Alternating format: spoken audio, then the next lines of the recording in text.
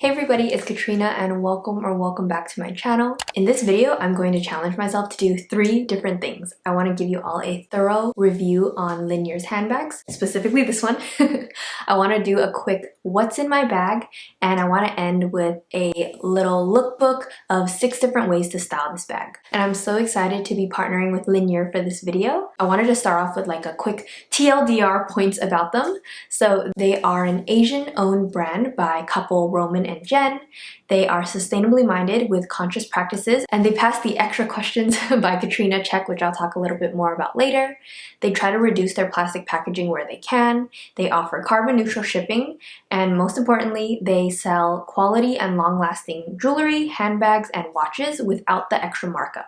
So my last video with them covers how they're able to do that and is all about their jewelry. And so if you're interested in their jewelry, I'll link that video down or up somewhere. But this video is going to be all about their carefully curated leather handbags, and specifically their Sofia bag in Congac, which launches on May 17th. Hopefully that's today. So I'm going to have timestamps below for you to navigate this video. But first, let's talk about why I wanted this bag in the first place. So it's actually been 4 years since I've added a bag to my collection because I know that I have a very petite and small frame. I am really wary about getting bags that are too big because I don't want to look like I'm being swallowed up by the bag. So for me, I think this is actually as big as I would go.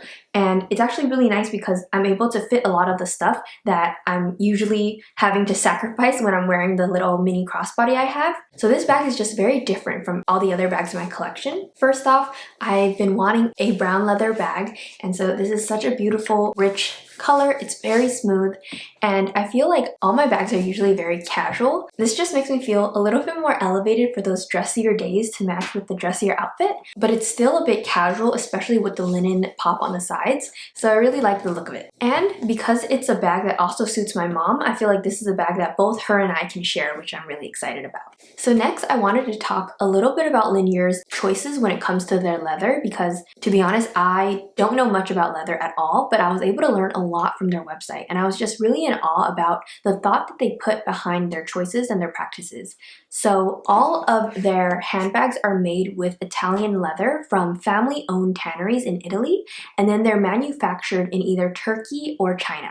And they've assured me last year and again on their website that they have personally visited all of their factories to make sure that the practices are ethical, to make sure that the employers have long-term contracts with the employees, and that everything meets their standards.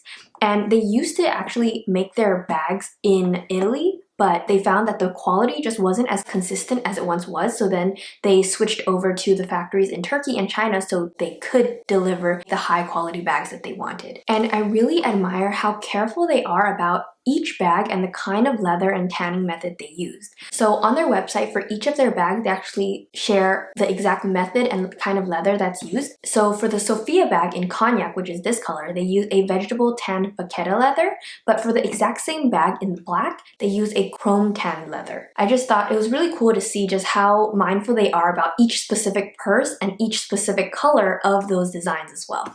They also had this really cool blog post where they interviewed a leather inspector, and I just wanted to share a few of the points that I found really interesting. So I learned that not all brands require 100% quality testing, but Linjer does, which means that every single one of their bags has to be checked for quality, whereas some brands, they just require 20 to 30%, and so only a fraction of their bags are randomly checked.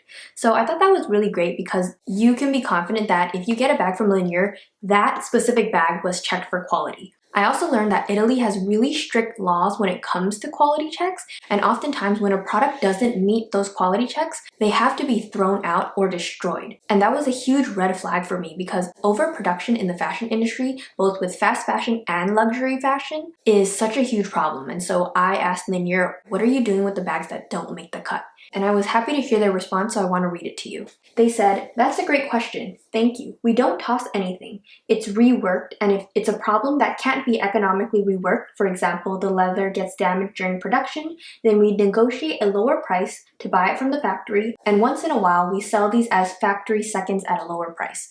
So again, like they told me before with their jewelry, they don't throw anything away.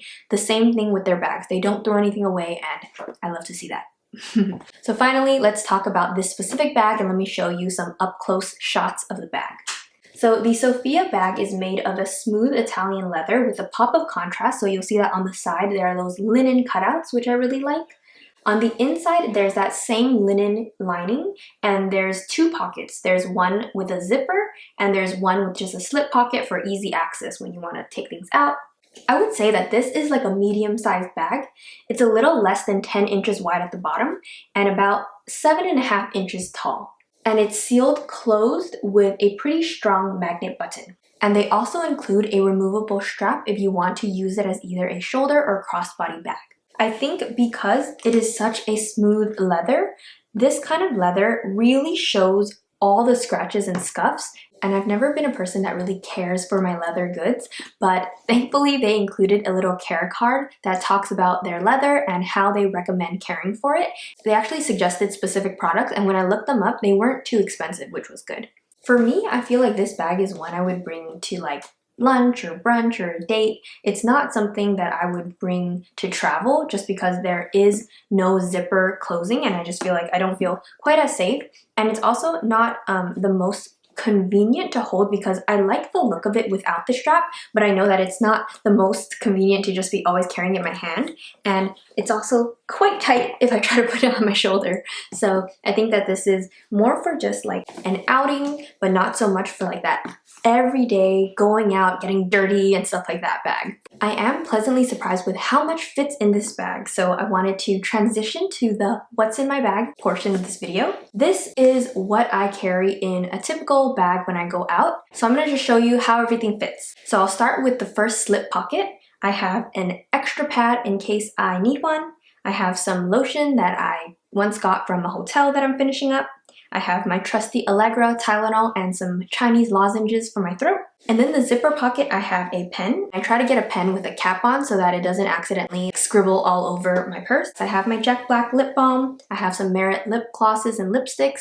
And sometimes I also put a lip balm. So right now I have the Elixir lip balm. And for the main part of the bag, I have my Plain Products hand sanitizer. I have my sunglasses, my reusable strawberry bag, my pepper spray and the Birdie little noisemaker. I have my wallet, my phone, and lastly, I'll just throw my keys in there too. So all of that fits in the bag, and when I turned it upside down and started shaking it, I was actually really surprised that nothing came out. So that's it for what usually goes into my bag. I also carry a reusable water bottle sometimes, but my mom told me that putting a water bottle in here would make the whole bag look too cheap, so she told me not to do it. So I just wanted to end this video with 6 quick outfits that you can wear with this bag. So I hope you all enjoy this quick little lookbook, and thank you so much for watching.